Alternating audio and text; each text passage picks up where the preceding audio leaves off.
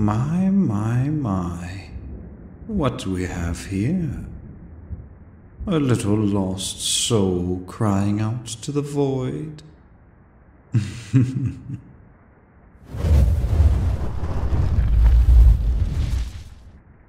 Not to worry, my delectable little human. Soon you're going to... Oh dear. It would seem that the crying aspect of what I just said is a touch more literal than I was expecting. Come now, my little human. I understand it must be quite distressing for most humans to see a demon materialize into their bedroom. But I would hardly think that my entrance was worthy of tears.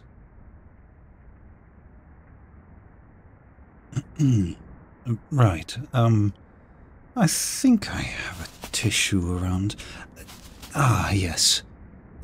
Here. Dry your tears. I must admit, you've thrown me a bit off of my usual introduction. If you're all right with it, I'd like to start again. You don't mind? Fantastic. All right, here we go.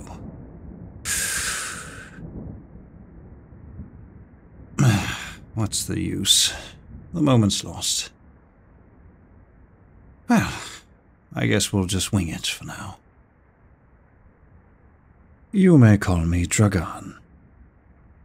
An incubus of the lust ring, and a protégé no less of Asmodeus himself. Charmed, I'm sure. But tell me, to whom do I have the pleasure of introducing myself to this evening? That is to say, my sweet little human. What may I call you? Such a sweet name. It is very fitting for one with a face as sweet as yours. There we are.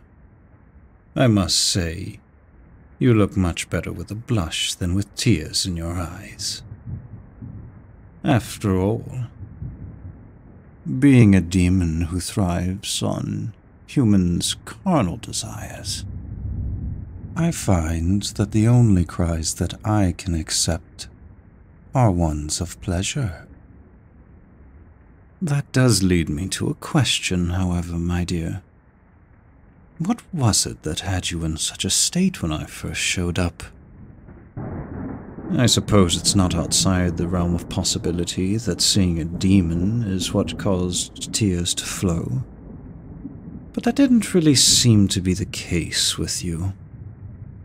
So tell me, why were you crying?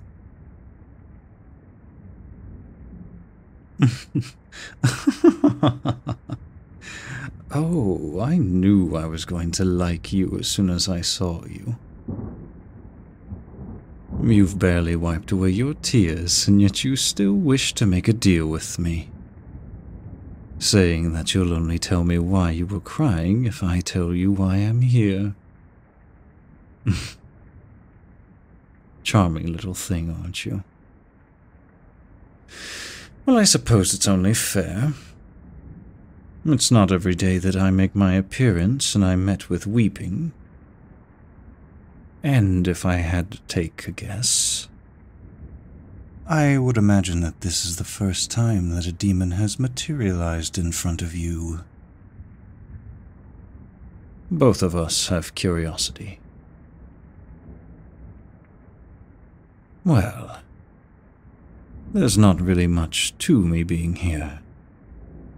You see, as an incubus, I seek out souls. Souls that long for things, companionship, lust, that sort of thing. Now, these aren't frivolous sort of desires, like someone wanting a sandwich, or maybe a lonely housewife who feels underappreciated. Although with that being said, I suppose those haven't been beneath me before. A soul is a soul, after all. But in your case, it was much... how do I put it? Primal, perhaps. Raw. You could almost say it was pure. Which is a word that's rather ironic coming from a demon, I will confess. So, of course, when an opportunity such as this arises, I would have been a fool to ignore it. So I made my presence known. And here we are. Now, seeing the state that you were in when I first arrived, I have to assume that the call that I heard from you must have something to do with your tears. And since I've shared, only fair that it's your turn now.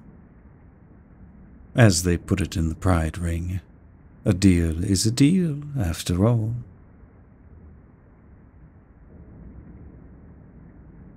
Oh, I see. So the person that you thought loved you broke it off with you. And your self-worth is at an all-time low. That you think that no one wants you. That no one could want you. I must confess, it's a bit sobering when you put it into perspective like that. Well, as an embodiment of lust and desire, I'm very used to humans wanting, I guess you could call them superficial things. Surface level. Things like physical intimacy, or superficial compliments. Perhaps a deal to make themselves more alluring to the opposite sex. That sort of thing. But I confess, your desire for just wanting to be wanted is a little more complicated. Oh no, I didn't say that I couldn't help you. Only that this has gotten a lot more interesting than I was expecting when I first showed up. But I suppose, if that's what you wish, then of course I can provide you my services, my sweet little soul. Though, with that being said, nothing in this world is free. And I hate to be the bearer of bad news, but that rule continues on into the next life. Yes, a deal must be made. A price that both parties find acceptable. I can help you. I can help you to feel wanted. And all it will require is... Yes, precisely so. Your soul.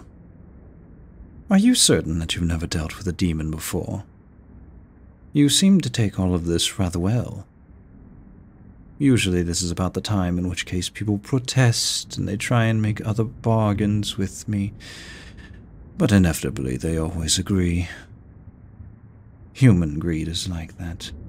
And while I don't adhere to the rules of greed, there are certain facets of it that overlap into my wheelhouse, as you would say. But I suppose if we're speaking strictly on business, then yes, I will be requiring your soul for my services to... Are you certain you don't want to think about this for just a little bit longer? I mean, do you understand what you're agreeing to? You were very quick on the draw with that one. You say that your soul's not worth much. Well, I suppose that is where you and I must disagree, because I don't think I've ever seen a soul that I've wanted quite as much. Are you certain that you don't want to try and bargain for something more? I'm not really supposed to give you investment recommendations, but you are selling yourself rather short. I'm just going to give you a heads up on that one. You know, you're really taking the fun out of this. What's the point of a cat and mouse game if the mouse isn't going to run? I mean, come now. You know what? How's about this?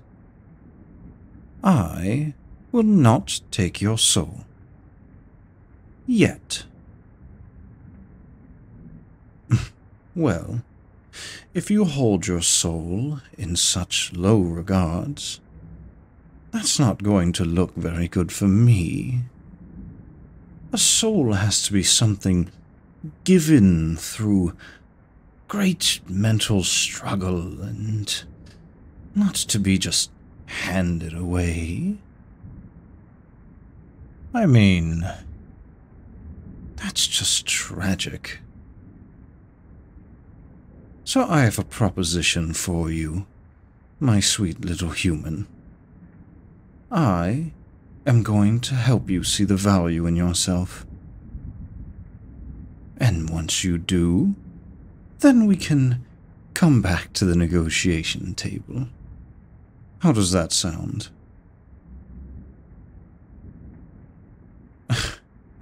Wasting my time?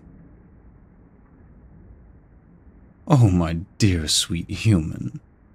That's so kind of you to be considerate of me.